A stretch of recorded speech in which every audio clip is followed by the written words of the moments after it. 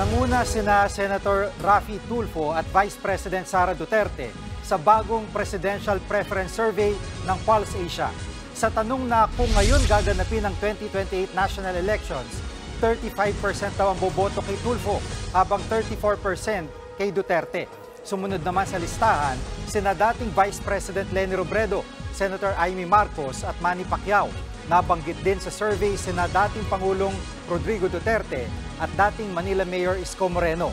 Sa pagka-vice-presidente naman, nanguna si Senator Grace Poe na nakakuha ng 35%. Pumangalawa si Amy Marcos at pangatlo si Manny Pacquiao.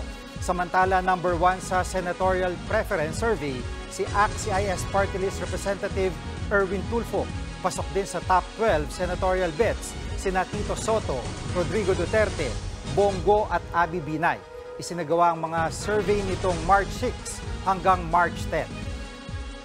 Mga kapatid, Jiggy Manikad po, iba na ang may alam at may pakialam sa panahon ngayon. Para sa konkreto, kumpleto at komprehensibong balitaan sa Frontline, mag-follow at mag-subscribe sa social media pages ng News 5.